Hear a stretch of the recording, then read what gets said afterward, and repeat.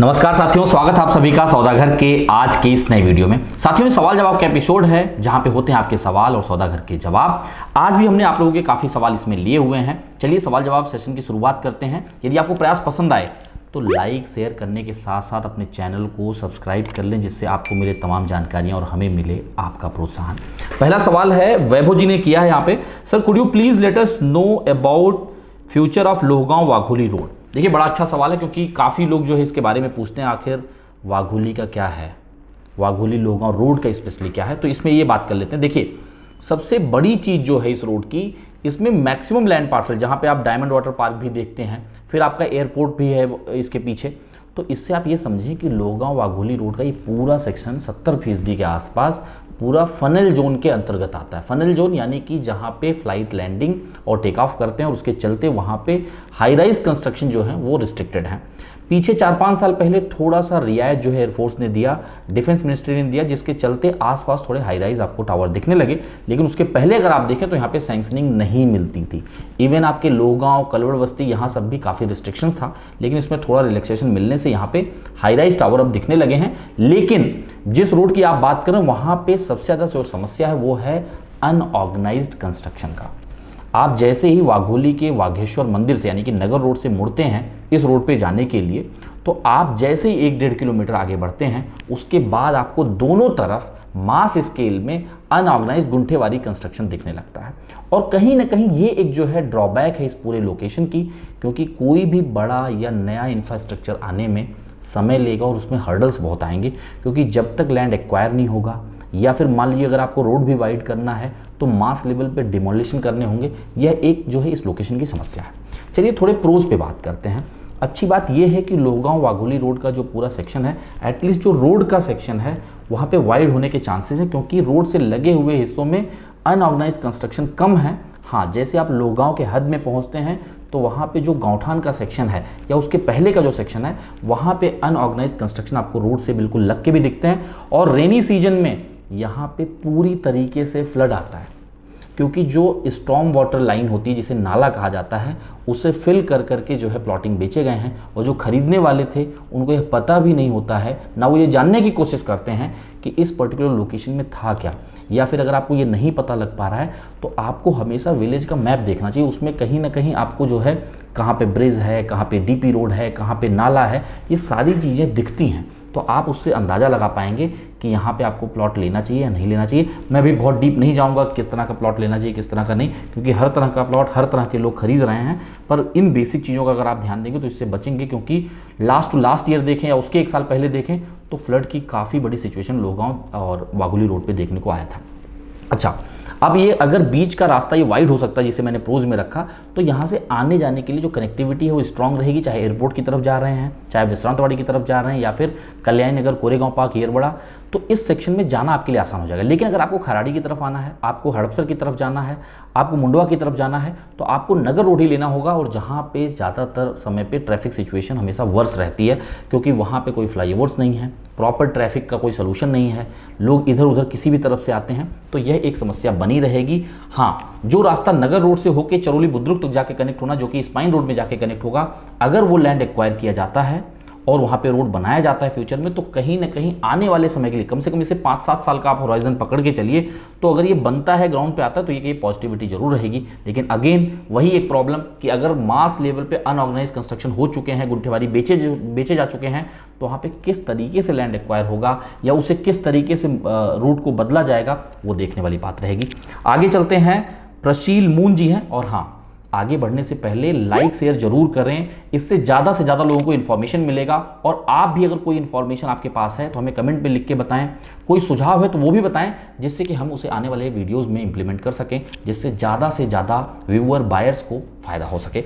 प्रशील moon जी हैं, इन्होंने लिखा है, what is the average life span of flats और societies and what happens when a society reaches the end of its life. देखिए बड़ा अच्छा सवाल है। आप ये मान के चलिए कि इसको अगर हम स्टेप बाय स्टेप समझें तो किसी भी बिल्डिंग, किसी भी फ्लैट या किसी भी इंडिविजुअल हाउसिंग का लाइफ उसके कंस्ट्रक्शन क्वालिटी पे डिपेंड करता है। अब कंस्ट्रक्शन मैकेनिज्म भी अलग अलग होते हैं। जैसे आज की डेट में आप टनल, माइवेन या फिर आरसीसी कंस्ट्रक्शन जिसे आप कह देते हैं, वो काफ़ी ट्रेंड में है क्योंकि हाई राइज मिल रहे हैं। जो पहले हॉरिजॉन्टल ग्रोथ हुआ करता था अब वो वर्टिकल ग्रोथ में बदल चुका है। तो ऐसे इसके चलते जो है आपको टनल फॉर्म, या जिसे मैंने कहा कि आप लोग माइवेन के नाम से भी जानते हैं या फिर आरसीसी कंस्ट्रक्शन के नाम से जानते हैं, ये ज़्यादा प्रचलन में है। उसके पहले कन्वेंशनल कंस्ट्रक्शन था, यानी कि पिलर होते थे, कॉलम्स होते थे और उसमें जो बाइफर्केटिंग वॉल्स होते थे वहाँ पे ब्रिक के होते थे। तो उसमें केवल ये बात नहीं कि मैकेनिज्म अगर वो कन्वेंशनल है तो उसकी लाइफ कम हो जाएगी और वो अगर माइवेन है तो उसकी लाइफ बिल्कुल बढ़ ही जाएगी। देखिए थोड़ा फर्क तो रहता ही है, क्योंकि अगर पूरा आरसीसी स्ट्रक्चर है तो उसमें स्ट्रेंथ ज़्यादा होगी, सिस्मिक स्ट्रेंथ ज़्यादा होगा, जिससे अर्थक्वेक रेजिस्टेंस बढ़ जाता है। लेकिन अगर वो कन्वेंशनल कंस्ट्रक्शन भी ढंग से किया जा रहा है, पिलर कॉलम की थिकनेस वैसी है, मोर्टार उस क्वालिटी का यूज किया जा रहा है, तो कहीं ना कहीं उसमें भी कोई समस्या नहीं है। लेकिन अब वो कंस्ट्रक्शन का अगर ग्रेड सही नहीं है, सही तरीके से कंस्ट्रक्शन नहीं किया गया, उसके बाद उसका मेंटेनेंस जो है ध्यान से नहीं रखा गया, उसमें जितने भी समय समय पर चीज़ों की ज़रूरत पड़ती है, जैसे अब इसमें एग्जांपल के तौर पे समझें, अगर लीकेज सीपेज है किसी के फ्लैट में तो उसे ओपन होकर बताना चाहिए या फिर उसे एड्रेस करना चाहिए, क्योंकि ये सिर्फ आपकी प्रॉब्लम नहीं है, ये पूरे बिल्डिंग की प्रॉब्लम है। या फिर पहले देखने में आता था जैसे आपका DTH है या कोई भी चीज़ है तो उसके लिए ड्रिल बहुत ज़्यादा होते थे वॉल्स में, और उसके चलते भी वॉल्स में लीकेज सीपेज की समस्याएं बनती थी। वह एक समस्या जो है बनी रहती है। अगर आप समय पे उसे पेंट नहीं कर रहे हैं बिल्डिंग को, क्योंकि पेंट के समय आप जितने भी क्रैक्स होते हैं उसे फिल करते हैं, वो भी लीकेज सीपेज को रोकने में मदद करता है। क्योंकि लीकेज होगा तो स्टील तक अगर किसी भी तरह का मॉइस्चर जा रहा है तो वहाँ पे जो है एक तरीके से ऑक्साइड क्रिएट होगा, आयरन ऑक्साइड, जो कि कहीं ना कहीं पिलर कॉलम्स को स्वेल करेंगे और वहाँ पे फिर उसकी स्ट्रेंथ पे पूरी तरीके से फर्क पड़ेगा। इसी के चलते उसकी लाइफ स्पैन घटती जाती है।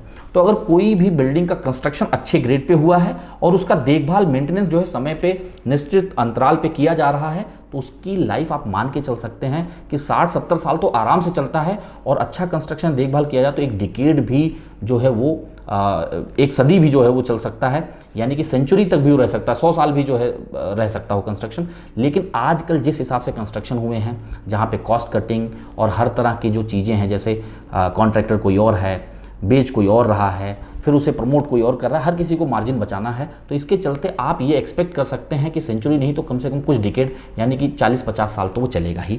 अगर वो माइवेन में अच्छा कंस्ट्रक्शन हुआ है तो 100% चांसेस हैं कि 80-90 साल तक वो बिल्डिंग चल सकती है। अगला सवाल आपने किया है कि अगर ये लाइफ स्पैन पूरा हो जाता है तो क्या करना होगा। देखिए लाइफ स्पैन पूरा हो जाता है तो सबसे पहले तो अगर आपके पास कन्वेंस डीड है, यानी कि जिस डेवलपर ने, जिस ग्रुप ने आपको बेचा है उससे आपने पूरे राइट ले लिए हैं अपनी सोसाइटी के नाम पे, तो उस समय आप उसे डिमोलिश करके रिकंस्ट्रक्शन उस पर कर सकते हैं। सोसाइटी खुद भी कर सकती है या किसी थर्ड पार्टी डेवलपर को बुला के उनके साथ आप जो है एक जॉइंट वेंचर करके उसको कंस्ट्रक्ट कर सकते हैं। एक दूसरा ऑप्शन यह भी रहता है कि उसे आप पूरा लैंड पार्सल के सहित उस कंस्ट्रक्शन को, उस ओल्ड कंस्ट्रक्शन को जब जर्जर हो चुका है, उसे आप एज इट इज किसी डेवलपर को या किसी भी लैंड ओनर जो खरीदना चाहते हैं उसे बेच सकते हैं। जो उससे फंड रेज हो रहा है उससे कहीं और जगह पे आप, या मान लीजिए सिटी से दूर या उस लोकेशन में अगर ज़्यादा डेवलपमेंट हो चुके हैं और आपको लगता है थोड़ा दूर जाने पे ज़्यादा लैंड पार्सल मिल सकता है, तो वहाँ परचेज करके इस तरीके का भी कंस्ट्रक्शन किया जा सकता है। लेकिन अच्छी बात ये होती है कि जब रिकंस्ट्रक्शन 50-60 साल 70 साल बाद आते हैं तो वहाँ की FSI बढ़ चुकी होती है, यानी कि फ्लोर स्पेस इंडेक्स, उस जो लैंड पार्सल होता है उस पर डेवलपमेंट के राइट्स बढ़ जाते हैं, तो ज़्यादा हाई राइज बनने के चांसेस होते हैं। अगर बिल्डिंग कम है तो नंबर ऑफ बिल्डिंग्स भी बढ़ सकते हैं। इससे आपको एक तो नया फ्लैट मिल जाता है, दूसरा कई बार चांसेस होता है कि आपको बड़े कारपेट साइज के फ्लैट मिल जाते हैं। लेकिन ये डिपेंड करता है कि आप डेवलपर के साथ किस तरीके से निगोशिएट कर रहे हैं। ज़्यादातर लोगों का सुझाव आपको लेना चाहिए जिससे कि जब आप उसे आगे बढ़ा रहे हैं तो उसमें काफ़ी सहूलियत हो। तो इस बात का ध्यान रखें कि अगर आप लोग कोई भी ऐसी बिल्डिंग खरीदने जा रहे हैं जो रिकंस्ट्रक्शन में आ सकता है, तो वहाँ का रेट इवेलुएट कर लीजिए और क्या वो जो है आसपास में जो रिकंस्ट्रक्शन हो रहे हैं उसमें किस तरह से लोगों को शेयर मिल रहा है। अगर आपको लगता है कि वो बेनिफिट आपको देगा तो वहाँ पे आप खरीद सकते हैं, जिससे कि आने वाले समय पे आपका फ्लैट भी नया हो जाएगा और जब तक रिकंस्ट्रक्शन नहीं हो रहा है तब तक आपको वहाँ से रेंटल यील्ड वगैरह भी होता रहेगा। आगे चलते हैं, तरुण उप्पल जी हैं, इन्होंने लिखा है can we buy property in क्यूले नाउ।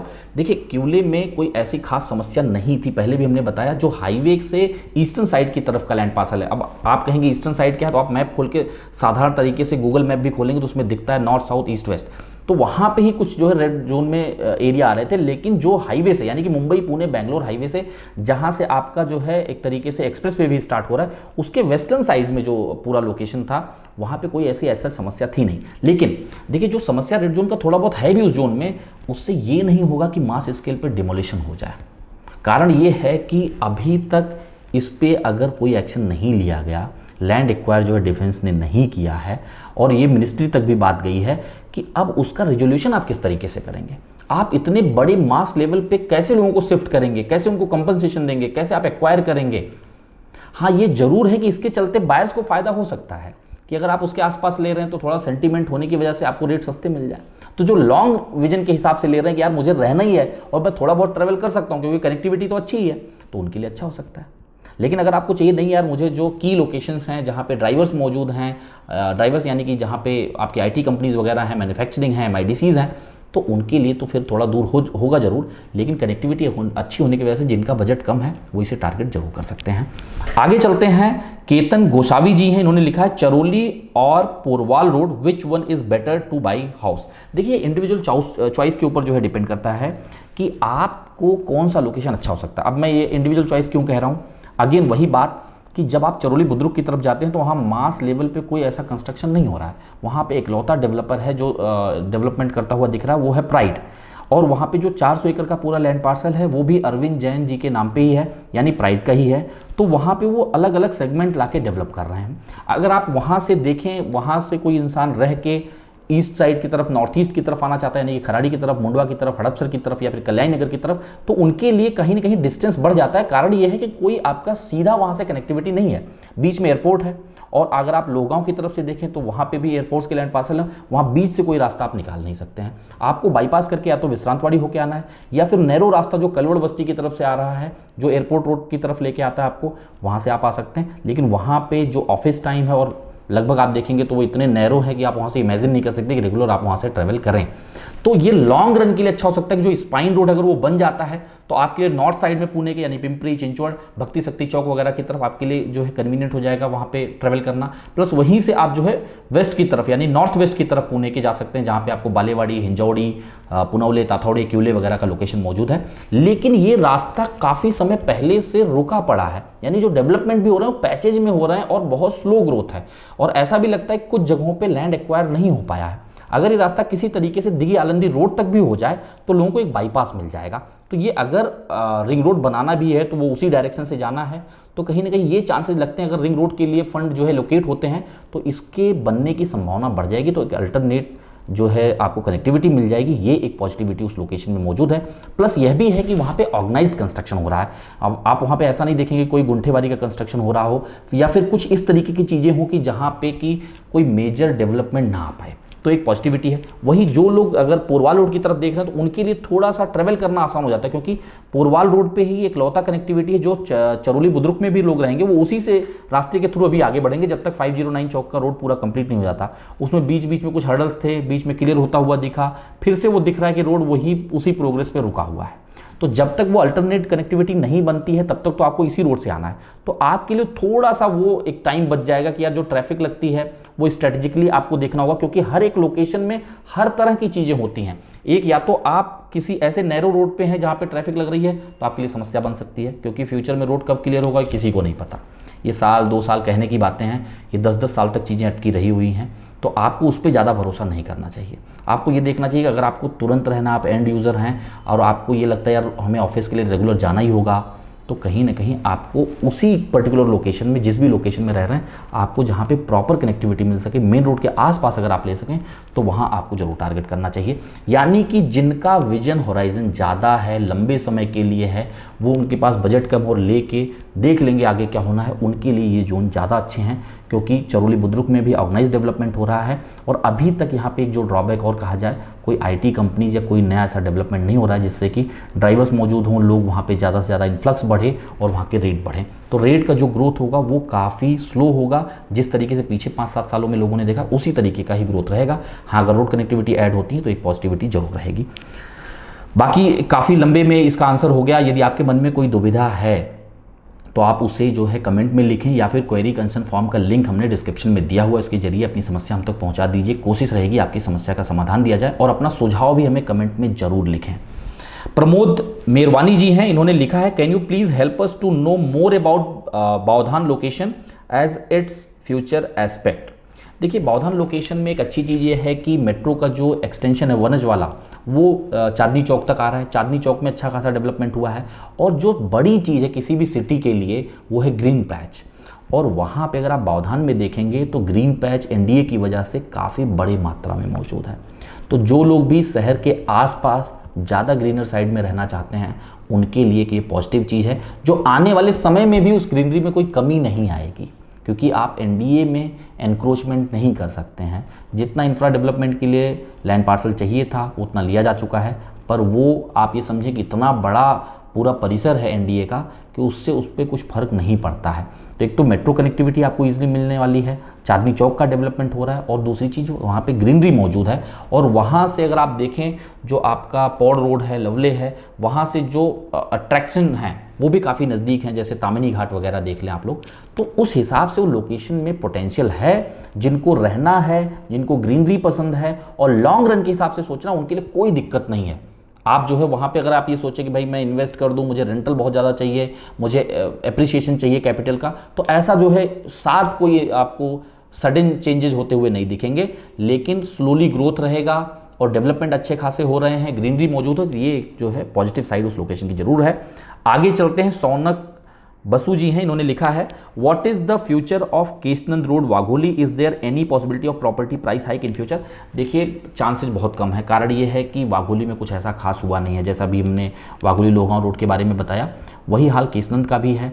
रोड का जस का तस ही है, उसमें लगातार ट्रैफिक की सिचुएशन रहती है। एक ही बैकबोन है, वो है नगर रोड, जिस पे कोई फ्लाईओवर मौजूद नहीं है। ट्रैफिक की सिचुएशन हमेशा बद से बदतर हो ही जाती है, तो इसके चलते वहाँ पे बहुत ज़्यादा रेट अप्रिसिएशन आपको नहीं मिलने वाला है। एक जो कन्वेंशनल ग्रोथ है रेट अप्रिसिएशन का वही मिलेगा। हाँ, कोई अल्टरनेट कनेक्टिविटी जो लगातार जो है डीपी रोड, आरपी रोड के रूप में बताया जाता है कि आप डायरेक्ट जो है खराड़ी की तरफ आ जाएंगे, अगर वो बन जाए, वाइड हो, तो जाके कुछ एक फ़ायदा होगा, लेकिन वो इतने आसानी से बनता हुआ दिख नहीं रहा है। तो अगर आपको कोई यह बता के बेच रहा है या फिर आपका ऐसा परसेप्शन है कि यहाँ पे बड़ी तेज़ी से रेट बढ़ जाएगा, मुझे रेंटल बहुत अच्छा मिल जाएगा, तो आपको बिल्कुल नहीं लेना चाहिए। आपको सस्ते में कुछ मिल रहा है और आपको लग रहा है कि प्राइम लोकेशन में या उसके आसपास मेरे बजट में नहीं बैठ रहा है, आपको स्पेस अच्छा खासा मिल रहा है, तो बिल्कुल ले सकते हैं। लेकिन अप्रिसिएशन आरओआई के हिसाब से अगर आप सोच रहे हैं तो फिर आपको और भी लोकेशन सर्वे करना चाहिए। किसी भी लोकेशन को डीप डाउन तरीके से समझें और तभी अपने पैसों का निवेश करें। यदि आपको प्रयास पसंद आया है तो लाइक शेयर करने के साथ साथ अपने चैनल सौदागर को सब्सक्राइब कर लें